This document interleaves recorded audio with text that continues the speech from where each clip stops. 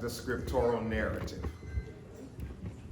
One believes that, whether you do, whether you don't, that's on you. Two things. Someone said, and it is written that it was said, let us make humans, let us make man in our image. Okay, so that means we all are a reflection of that divine image. That's the first thing. Second thing, in another place and in another time, it was written or stated that as you do unto the least of these, you've done it also unto me. Third thing, going back in time, the question was asked, age old, where is your brother?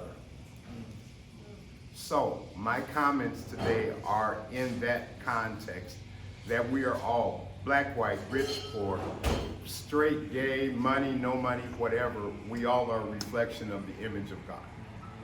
And so that is why, and it's in spite of the challenges I've faced over the past 2 months or so, that's where my thought is. What can I do to be of betterment to my brothers and sisters? Some of us think that it's their fault, blah, blah, blah, blah, blah. But anyway, I just want you to understand that my comments today are in that context, that we are all reflections of the image of God. Well, Hey, turn it up, Rob. well, Mike, I'm kind of loud, so it's Here, okay. you want this one? No, okay. Can you? Put it right up to your All mouth. right. And my comments are walking alongside Pastor Kendrick's beliefs and being able to facilitate the services part of what he's trying to do. So our concerns and our understanding that we need to help some folks. We can't help all folks, and we're limited on how many beds we can provide. We are held firm to a good neighbor agreement with the neighborhoods in which we exist in, and Morning Star's neighborhood and Cedar's neighborhood have agreed to 30 people staying at both centers. So this partnership isn't without challenge, but we've been able to navigate together through each and every one of those challenges. Churches deal with people who are housed or sometimes unhoused that aren't bringing crisis every day, all day into that space. And Pastor Kendrick's church and Cedar Center are completely different because Cedar Center has no congregation. So that's also navigating the challenges with the congregation, educating them understanding the challenges that individuals face. And I think that's why we wanted to come talk today, because we don't want churches to think that opening up their space to people experiencing homelessness is without challenge. But if we agree that this is something we want to do, which Pastor Kendricks and I have agreed that this is something we have to do, it's learning to be good community partners and navigating together. You know, I agree with that. What Jules just said, it is challenging. And it's challenging within the context of a church actually doing what they're supposed to do. A church, in my estimation, not that I'm the smartest person in the world, and I'm sure that there are many theologians out there, and we may disagree on what we are told to do, but a church to me is to be a sanctuary, a place that anybody at any time, under any condition, can come to. And I was having a conversation concerning who can come in to a church and who can't. And it's like, gosh, I'm trying to choose my words carefully. I say bad words at times. We're okay with that. Oh, very good. Don't tell my congregation I use them. In reference to the guests that we have, I've got, and again, I'm different culturally than most of you as I look out. So I've got Macs, pimps, pushers, players in those walls. But when other people try to enter, it's like there are barriers. What am I saying? I'm saying that a church has to be true to herself. And that anyone, under any circumstances, at any time, can come into that church. I don't know what other churches do. That's not my business. I am the pastor of Morning Star. And I am responsible for Morning Star. It dawned on me the other morning. I do a lot of things, and especially with this unhoused issue, and it dawned on me that I get pulled in so many directions. But the fact of the matter is, my calling is I am the pastor of Morning Star, and I'm responsible to those people. And so hopefully, and there's a, and Julie doesn't even know this, respectfully, and as I say this, a lot of the people that are housed, and this is one of the challenges, they call me. This morning, out of the clear blue, and I shared it with an individual so I wouldn't be by myself in this. And that individual is struggling right now. And it's like, even though you are at Morning Star, Julie runs that. So what is it that you want me to do? I want you to advocate on my behalf. Are you understanding what I'm saying? That conflict. And it's like, I know what's the right thing to do, and this may sound strange to you. I don't know all of the rules and regulations of operating a shelter. I'm a Baptist pastor. I don't know about funding, other than the fact that I ain't got none. I know that. We don't make a dime. Y'all need to hear me on this. We don't make a dime off of housing this effort. It actually costs you money. I don't know if you understand. I'll say it again. We don't make anything. And what aggravates me is when people make money off other people's misery. Talk about it. That aggravates me, but I don't get into a whole bunch of stuff. I'm trying, and my congregation, finally, I'm talking too much. Finally, you have to understand this. That church, most of the time, even though the demographic makeup of the church is changing, most of the people who come to Morning Star look like me. Most of the people we serve look like you. Think about that. Think about that. And I'm seeing an influx of elderly people.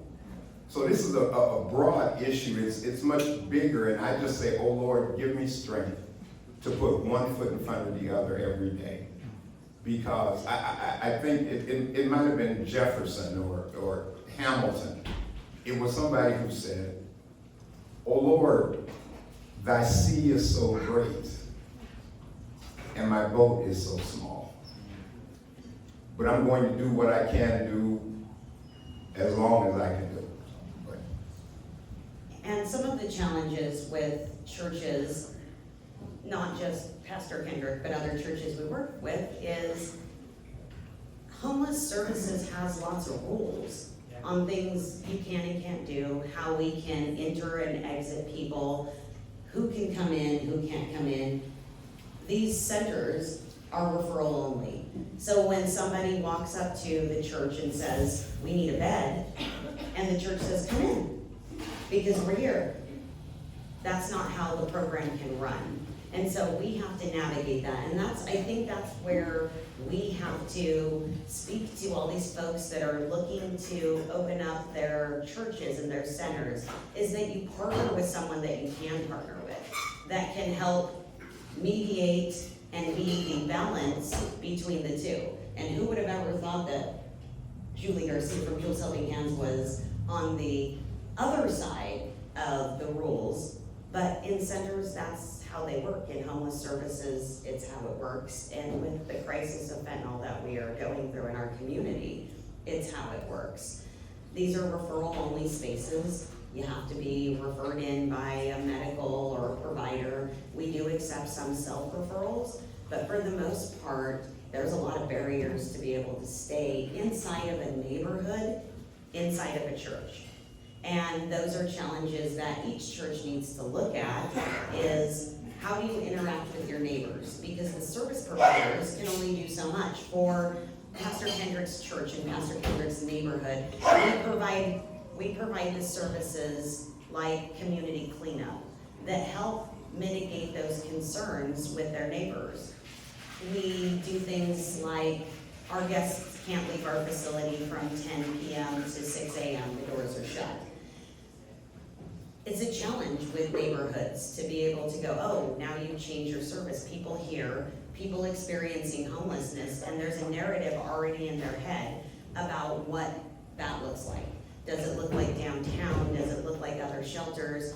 And it's hard to navigate with the neighborhood exactly what services we're providing. And we've learned that if we are transparent with the neighborhood, if we sign good neighbor agreements in which we hold up our end and they hold up their end, that it actually can work in neighborhoods. The benefit from small scattered site shelters like this is people get more individualized care.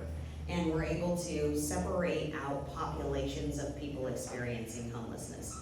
That's not really the job of the church. The job of the church is to allow everyone to come in any condition, where shelters don't allow for that. And that's been our challenge during this whole thing, so. And just one other thing.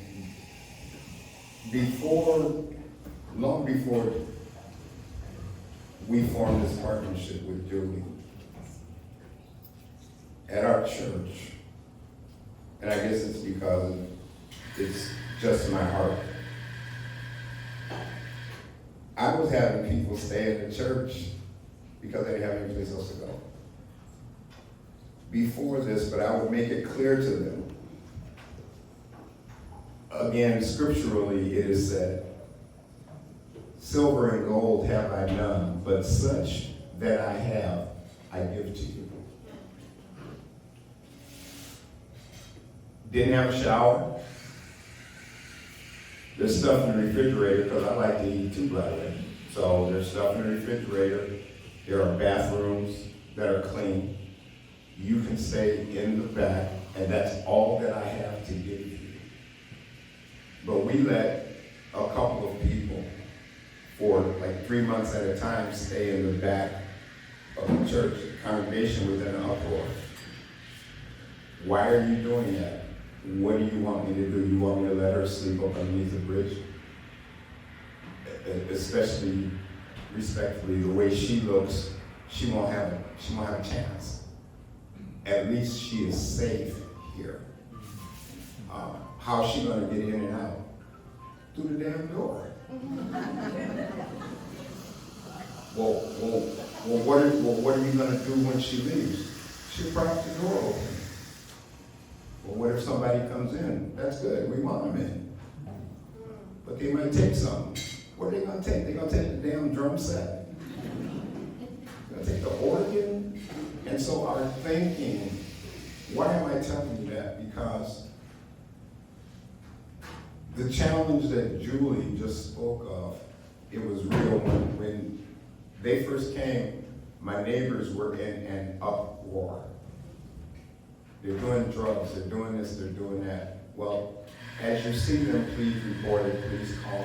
My phone's blowing up all hours of the night, what's going on? But the fact is, and I was talking about this, I don't know, a week ago, the reports of drug use, are they still going on? I'm sure, but they have really, really diminished. So it's just difficult, again, and one of the difficulties for those of you who are considering opening your church, I think there needs to be great communication between whatever service provider and the church. Because this is not easy, and we're under some delusion that ministry is easy. It's not. It's not. This is hard. I've been tore up on the inside over the past couple of weeks because it's just one thing after another and just trying to get a handle on it. But I try and keep my eye, as the song says, on that distant shore. And what is that shore? It's getting cold outside. And people are gonna be dying. And we don't, I don't know, it just seems like there's not this urgency for those that are in authority to address this issue. People are, do you understand what I'm saying, people? People Do you understand, people? dying. You do. They're dying, and so we need you to open up your doors, and it's up to each individual church to frame it, I guess, how they want it. But again, we don't make any money on this. Because when somebody asked me this morning, did you sleep okay last night? Yeah, I did. And I'll tell you why. Because I'm not profiting off of this. But yet I know that everything I could possibly do, whether people agree with it or not, I really don't give it. Oh, almost said that word. I really don't care. But I know within myself, I am doing everything I can. And that's good enough. Okay. Amen. Thank you. Good. Good. Thank you so much. Oh, before I go, you got this preacher never give me a mic. I really and truly, whether you agree, whether you don't, whether you like it or you don't, know this, I really love you all. I really do. Because if I didn't, I wouldn't attempt to do what it is I'm trying to do. It's out of love, not profit, not to have a big name, not to have power. People at the church, they look, I'm heading down there in just a minute, and they look at me and they, thank you for doing this. And it's like, I'm not doing anything. I'm not doing anything. All I'm doing is trying to provide something for you. So does that make sense? Why don't you guys help me in this, huh? If I had a hat, I'd pass it. If not, if you'd like to make a contribution to myself or to the church or do whatever, please do so. Because we could use the help. Thanks.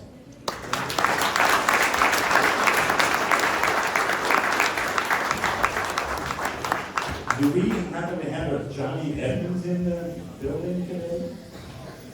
And I don't mean John. Oh, well, I do. Oh, there you are.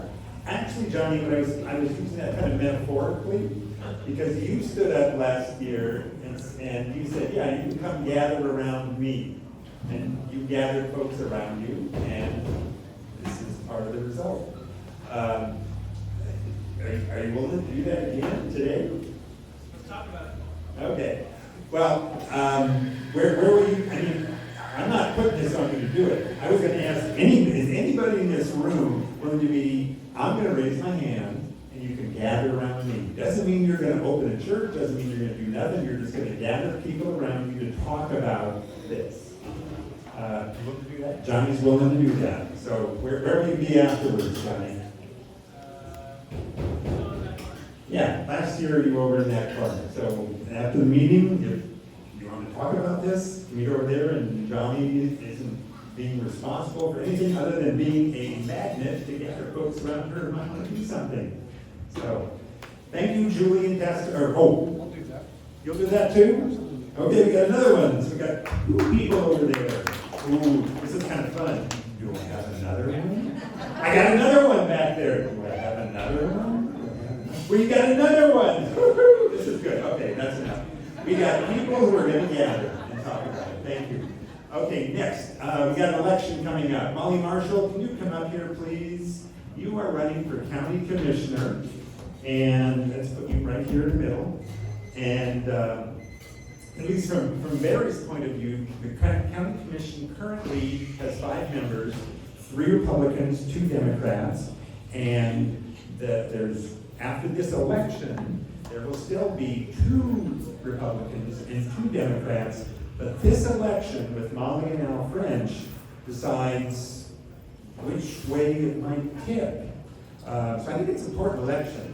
Why don't you talk about the area that you represent, because some of these folks don't live there. But at least what I'm hoping you'll tell us is what this group who are involved in homelessness, what can you tell them that you would try to do as county commissioner? Sure. Well, glad to be here. I was here at the last meeting, and thank you for inviting me here today. I want to just tell you a little bit about my background. I have lived in Spokane for over 34 years. My parents were working class. I had a father who was a firefighter. My mother was a school teacher. At the age of 17, after I graduated high school, I joined the Air National Guard to pay for college. And joined and enlisted, but was able to get my degree at Eastern, get my commission, become a pilot, and retire after 30 years at the Washington Air National Guard as Lieutenant Colonel. After that, I got very involved in my community, joined my neighborhood council, and a city member of the Land Use Council for the CA on their executive board, and then co-founded a grassroots community organization called Citizen Action for Lake Valley. So to tell you a little bit about District 5, it's really the West Plains. It's north-south if you just follow the river and everything to the west. There's parts of the city of Spokane in our district. And the 2 top issues that I'm really focusing on and that are the top issues for this district are water contamination, PFAS contamination on the West Plains, and wildfire. So PFAS contamination from the airport and from Fairchild, from firefighting foam, that is actually seeped into both public and private wells. So people out there do not have clean water, and I'm really trying to look for ways to help get these people support. So it's been over 7 years. It's an extremely serious public health safety issue that actually will affect the city of Spokane eventually. The other issue is wildfire. So in District 5, a good portion of this area is in what they call the wildland-urban interface. It is an extreme risk for wildfire. We have seen what happens last summer with the devastating fires, the Gray Fire, the Oregon Fire. But what people don't realize is there was more than a dozen more fires in this area, and people did lose their homes. And you know, what's great is I have a good friend in Becky Dipperhoof, who is an advocate and lives in this area, and Becky brought to light all these folks that do not have homes are now homeless. A new maybe category of homelessness. I had never really thought about that until I was canvassing about 3 weeks ago and ran into a young lady about my age. A young lady who had been living in this home for over a year in the basement without any way to really move forward and find a new home. So very enlightening for me to really think about that. So that's the district. What I feel like I can do at the county level is explore the opportunity to expand and invest in behavioral and addiction services. But also, because Becky Dipperhoof is my dear, dear friend, to explore the opportunity for 1590 funds at the county. Yes,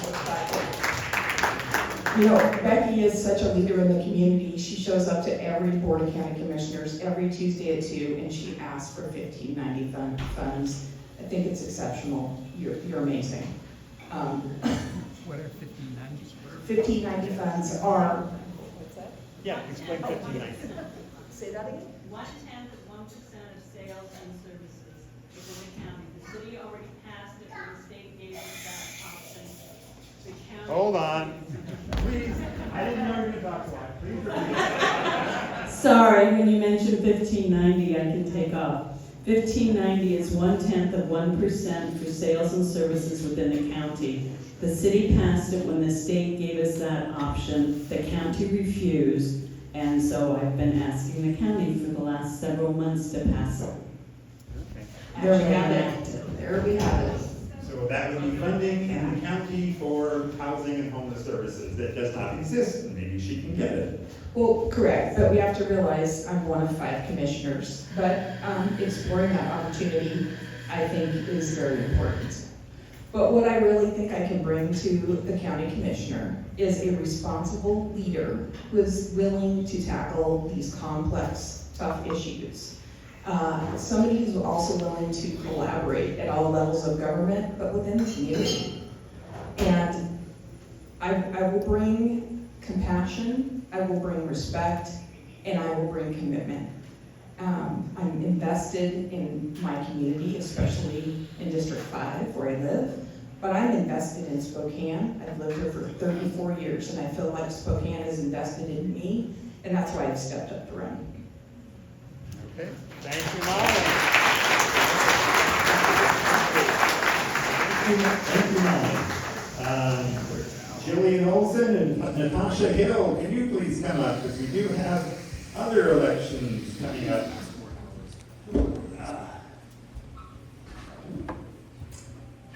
I'm sorry, playing music chairs with you.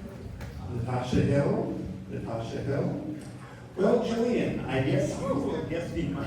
I guess so, hi. I don't know, I didn't hear that Natasha Would not be here, she was on all the emails. So, why don't you explain, you're representing Tony Kesey. Why don't you explain what he's running for and what he would bring to the conversation in Molly homelessness? Well, first off, I just want to say thank you, Barry, for including us and inviting us. It's so good to have these conversations, it's so important, and I've met so many amazing new people here today, people I didn't know, programs, Anna, that I didn't know about that can really help the community. So thank you guys for all caring about our city and coming together and working hard to find solutions into this problem that we're facing. So my name is Jill, or Jillian, I go by both, I love them both equally. And I'm here representing Mr. Tony Keepy. Tony Keepy is running for state representative here in the 3rd district, which encompasses most of the city of Spokane. So that's kind of his boundaries. So he really does understand the problems that we're seeing on the streets and has a heart and compassion for the people that are experiencing these horrible conditions. And so I'm grateful to be a part of that solution. And I think it's really important to have open dialogue to discuss what those solutions are. And that's what Mr. Tony Keepy is all about. He's about bringing solutions forward, collaborating, working, listening, and really understanding what the issues are, how he could help at a state level, and what we could do to make a difference. So that's what his heart is about. He would have loved to be here today, but he does do Medicare. He's an insurance agent. So he's busy helping people keep their insurance plans and making sure that they can afford it. So that's why he wasn't able to be here today, but I was grateful to step in for Mr. Keepy. Are you able to address the question I posed? I will tell folks what I sent. The question I sent to folks, Natasha and Jillian on Mr. Keepy's behalf, was can you address 1, 2, or 3 bills that were before the state legislature in the last session, which was like January through March, that failed? Something that came up and was trying to get it passed and it failed. But if you are elected, Tony Keepy's standing in, if you are elected, what bills, and I'm hoping it would address homelessness, that's what I was looking for, what bills would you support to try to get through in the next session? Awesome, yeah, so Mr. Keepy did send me 2 bills that actually failed this last legislative session. Both of them would directly impact, the unhoused and the homeless issue that we're facing. One of them is House Bill 1872. And what this would actually do would create accountability requirements for the homeless programs that we're seeing. So it would create a process that would help really know where the money's going and is it effective to the most vulnerable on the street? Is it getting them the services they need? Is it helping them get housing? Is it helping them find the programs that are needed for mental illness? Because we know a lot of what we're seeing on the street is that. I had a great conversation with Anna a moment ago, and I'm learning a lot. And I know that Mr. Keepy would love to have those conversations, but that many of the people that are actually on the streets are self-medicating, and that's why they're turning to having these addictions in this crisis. So this specific bill would help really create accountability, so we would know where our money's going and is it being effective. Are people actually getting the services that they need, the help that they need in the right programs? And so they were requesting that they would have to report back to a board and be able to talk about the functions of their systems and their programs. And I think that that would be great because accountability is huge. I know I need to be held accountable for many of my actions, and so to have that process, to know that the money's being spent properly, the programs are actually helping the most vulnerable in the community. So that would be the first bill. You have a second? I do, I have 2. So the second one would be House Bill 2046. And this House bill in particular would be establishing alternative requirements for child care providers in under-resourced areas. So many of the rural areas actually do not have child care. Child care is really vital to helping people stay housed and be able to attend work, to participate in the community. I know that child care has been a huge issue. And so if a parent or parents are not able to find affordable child care, they're not going to be able to go to work. They're not going to be able to pay their bills. They're going to find themselves unhoused and living on the streets. That is not compassion. Compassion means actually taking care of the people. So this House bill would actually provide a lot of guidance and help for the rural areas that are underserviced. And many of the rural areas are lower income, and they don't have the ability to drive into town to find child care services. So this is a really good bill. I'd actually encourage you guys to go read it. I was pleasantly surprised that the language was actually pretty plain and clear, which doesn't always happen in the legalese. But those were the 2 bills that he would really like to fight for. So one of them addressing the accountability process, but the other maybe becoming a prevention instead of a reactionary item that we've seen sometimes. So being more proactive in that area. Okay, thank you. Any last comment? I just would thank you guys. I really would thank you guys for being part of the conversation, because I will say that I'm speaking on behalf of Tony, but also for myself. I've fallen in love with this community and the people. I have a really sweet friend, and I haven't heard from her in a moment, who is currently experiencing being unhoused and addicted. And she was checking in with me every day, and it was such a godsend to know she was okay, and I could direct her to the services in this community, and she was getting help. I haven't heard from her, so my assumption would be that she's probably fallen back into her bad habits, but I'm still continuing to reach out, and maybe I didn't know access to the right program. So I'm grateful that you guys pulled this together. So we have service providers all in the same room. So I know, well, I'm out in the community, I'm not the expert, but I can maybe connect her to one of you guys and get her help. So I just really want to say thank you, Barry. Thank you for this opportunity. Thank you for caring. And I would hope you'd consider voting for Mr. Tony Keepy. Oh, go ahead. So I do have Mr. Jim Wilson in the room, who's also running in the 3rd. If you guys have questions, he has more specifics even than I on what he would do as a representative. But I just want you guys to know that our hearts are here, and Mr. Keepy would love to represent you guys, and he would want to hear all sides of the conversation to serve the most vulnerable and really have compassion. So thank you guys. I appreciate you and your support.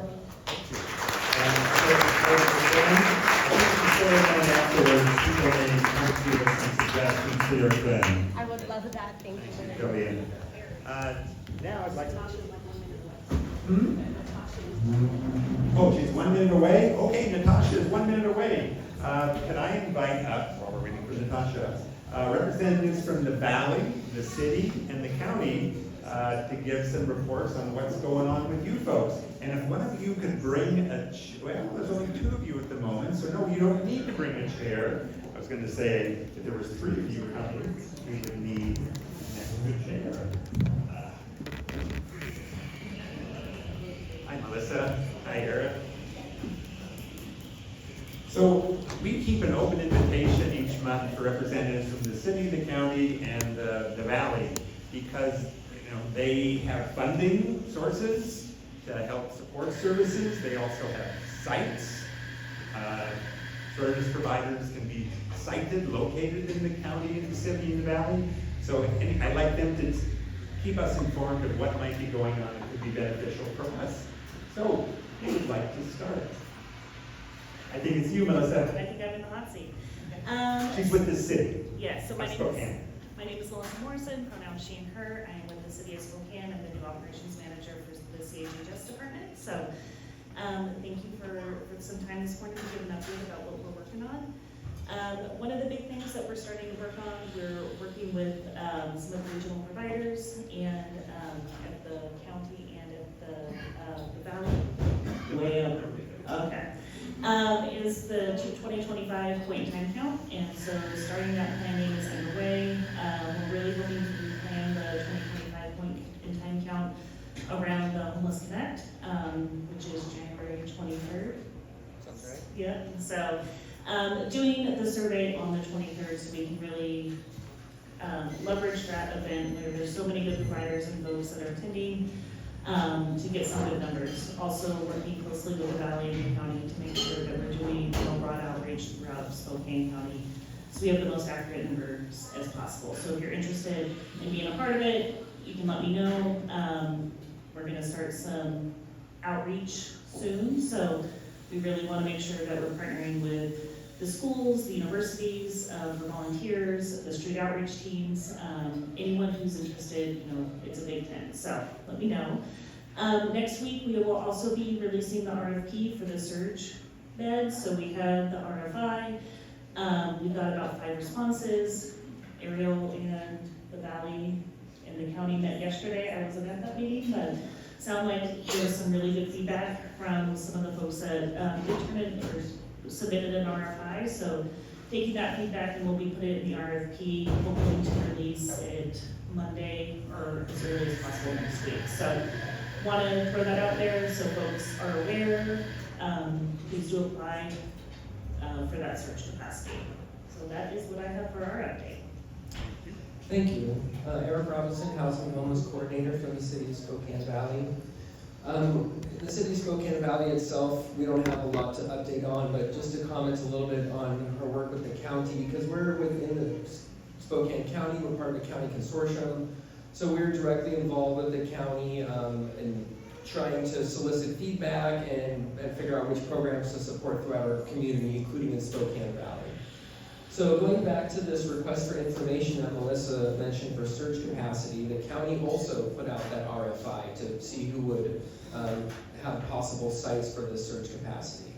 So I don't want to speak on behalf of the county, but having been in these meetings recently, I can share with you all that they did put out that RFI, but they don't have funds immediately for this winter to fill new surge capacity spots at the county level. The next RFP cycle for the county will begin in mid-November. What's RFI? What's The RFI? request for information was the first, what was sent out saying, hey, who can do what? And then the RFP, the request for proposals, based off of what we learned, will be saying, okay, this is the money we have, this is what we're hoping to accomplish, please apply. So the RFP process for the county that will start in mid-November doesn't have money specifically for this winter set aside in, because those contracts will start July 1st in the next fiscal year. So they are trying to find out what surge capacity is out there. They are interested in supporting it, but they don't necessarily have a separate pot of money set aside right now for this winter at the county level. And at the city level, Spokane, the amount is relatively small that's available. I've heard $250,000 from general fund So we're finding that these information that was given to the county and the city, there was a cost of about $70 to $75 per bed average that was submitted for this surge capacity. So $250,000 divided by $70 a bed. If you had beds open for 1 month, that's about 115 beds total that could be paid for this entire winter through the City of Spokane's general fund money that's available. And thank you for having that money available, City of Spokane, because we don't have other money in our system right now for these surge beds, but it's a limited amount. So the reality is that we're not going to have enough beds for everyone that needs one this winter. That's just a fact. So I'm glad that we had the conversation earlier today with talking about other ways we might be able to respond as a community, because we need to. And then I'll transition to talk about the consolidated plan process for the county. Hopefully you've all heard about this. The City of Spokane is also doing the consolidated planning process. This is a required 5-year plan. It's required to spend federal dollars like community development block grant dollars. So right now, the City of Spokane and the county are both undergoing this revision process for the 5-year consolidated plan, and they're taking feedback about priorities to how to spend housing and homeless dollars for the next 5 years. So if you have opinions on how we would like to focus these dollars, are we doing more emergency shelter or transitional housing? Or should we focus more on some community services like childcare? I mean, these are all things that are competing for these dollars, and they want your feedback on how to spend those dollars. So the Valley is working closely with the county, trying to solicit feedback, to try to get input and working to support that process the best we can. And so those, I guess, unless there's anything else specific, those were the two updates that have come to mind for me. And finally, the Continuum of Care Board, sorry, I said two, I had one more, sorry.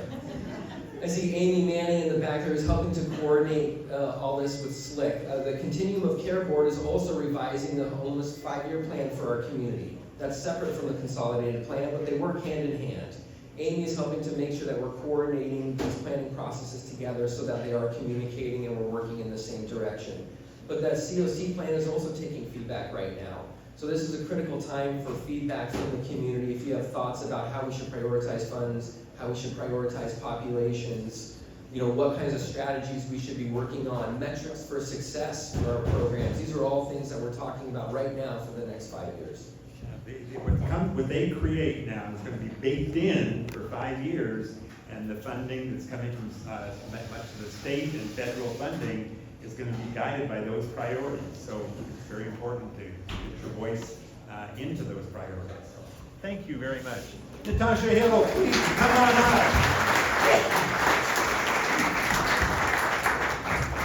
Hi, Natasha. Sorry if we miscommunicated and didn't get together, but glad you're here. Appreciate it. No, Let me fill you in on, go ahead. No, you fill me in. Let me fill you in on what we had. All right. Pastor Kendricks and Julie Garcia talked about the Morning Star Baptist Church and what they're doing, the warming shelter, and then the shelter they continued on. Molly Marshall, who's running for county commissioner, she spoke. Mr. French did not send a representative. Then I brought up Tony Keepy's representative, Jillian Olson. I called you up and you weren't here. I said, well, that's okay. So Jillian spoke about the question that I posed to both of you in the email was, what would be 2 bills that failed in the previous session that you think, well, these bills should pass? So that, what Jillian then responded is, she said, Mr. Keepy, there was 2 particular bills that he thought should be championed, and she talked about those. And then we just had a couple of representatives from Spokane Valley and Spokane City to kind of give reports of what they're doing. So, Natasha, talk about you and what your thoughts are on homelessness. Well, first of all, thank you for having me. Apologize for being late, and appreciate all of you being here. This is quite a gathering. There's a lot of thoughts I have in terms of homelessness. Growing up here in Spokane, in the Hilliard neighborhood, going to Rogers High School. If you're familiar, then you know stories of folks who've grown up in, with less resources, sometimes living in extreme poverty, sometimes at just different levels of, check to check. You've got families who are working, you've got families who are on welfare. I grew up on welfare, I get it in terms of our system. But what I'm realizing now in the 2020s versus in the 80s and 90s when I was growing up is things have been squeezed a lot. And a lot of folks have been pushed into homelessness, which is now unfortunately being criminalized, not just here in our community, but across our nation. There's definitely this punitive aspect to folks who can't afford housing. And we know that that is the biggest determinant of homelessness is the cost of housing. We've had people who've been in office for a long time, and we have people who have been elected to office over the last few decades, and there's opportunities to plan for more housing and for affordable housing. And we didn't do that in a smart way, and we have to take responsibility for that and accountability for that in order to move forward. Coming into this seat in terms of State House representative, we know that this is a solid blue seat. So I'm looking forward to being the next State House representative, to be serving with my future seatmate Tim Ormsby, to be able to fill Marcus Riccelli's very tall shoes, or pants I should say. In him moving into the Senate, we have a real opportunity to, one, really broaden our scope as far as what we want to represent for Eastern Washington. And I think we have to attack this main issue of housing and homelessness. And so I know that we are going into a session that we have a very tight budget. And the reality is there are a lot of bills that aren't going to be resurrected from last section that aren't going to have a ton of legs. And I think a lot of the focus has to be on what we have now and what's working and how we can increase funding for those programs, especially the ones here locally when we have really great folks on the ground who are working and making connections with our unhoused community members so that those programs can be strengthened and become more effective. We at the state level are doing budgets, right? And Tim Ormsby is going to be in that room in appropriations, making sure every dollar is accounted for. What we need from y'all is to look at the measures that are on the ballot right now, that if you vote yes, and we get rid of all of these revenue streams, we're going to be cutting a lot of things. I'm not going to have any power my first year in session to stop budget cuts if we decide that we don't need these revenues. We do need these revenues. I got here from Tim Ormsby last night, speaking at Gonzaga, when it comes to the capital gains tax, and our position is vote no on all of these. We need these revenues. We're already behind. We already have a budget deficit. If we vote yes, then we're saying yes, we want less. Not yes, we'll pay less. Yes, we'll get less. It has to be no. We need these dollars. When it comes to the capital budget or the capital gains tax, as I mentioned, there's 85 people in our county apparently, according to Tim Ormsby, that's my source there, that are impacted by this. These are people who already are well resourced, who probably have multiple homes, or at least the ability to afford multiple homes. It is my position that housing is a human right, that we have to make sure that there's housing first. Yes, we can have a healthy landlord-tenant market, realtor market, building and construction market. We have to look at all those aspects and layers, and we have to be working with our partners in community. But they gotta be invested in community and not just come to Spokane for a jump off in a contract where they can run up bills that they know our city and our county are gonna pay and bend right over and do it because they're friends with so-and-so and who knows who, and let's follow the money and let's be real about what folks have done in positions of leadership to punish unhoused people, to make it more difficult for them to be protected from the elements. God forbid you find shelter on a bridge or under a bridge or by a freeway, because you might tarnish the perception of our community being what? We have one of the highest poverty rates in our state. And growing up in that kind of a neighborhood, you have a different appreciation for that. So listening to folks tell us what we need and what they think we should do, instead of listening to the folks who've lived the experience and understand the hardships and can help us better our systems, make them more accessible, make them more effective. And I know that's what we have to do, and we've got real budget issues. So what we have right now, we have to vote no. If we repeal these things, they're only going to harm us in the long run in terms of having less revenue at a time where we need more revenue. And my goal in legislature is to pass bills that make the folks who have the most pay their fair share, so the folks at the bottom aren't burdened, the folks with the least resources aren't paying more than their fair share. I don't know if I went over time, I don't know if I got over time. I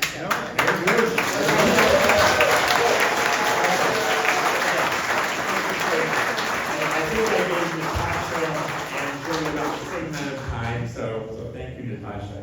A couple of things before we end. Up here in front is the Fig Tree Resource Directory. Got a bunch of them up here. You can come and take some. I can have more in my trunk if you take all of these. There's the Fig Tree newspaper up here. We have handouts from some, I don't know, Chaz and the Synod for stuff up here. And I hope people will meet in that corner and create like 10 churches. They'll house 30 each, and that's 300. For cleaning up, it'd be helpful if each of the tables that are around here had 4 chairs left around them, and then every other chair stacked 10 chairs high. And anything else I need to say or we need to hear before we go?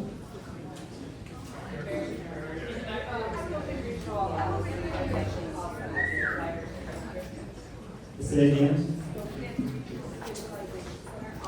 Oh, Stabilization Center. They spoke here a couple months ago, and there's some flyers up there. Okay, we're done. Mingle Network Talk.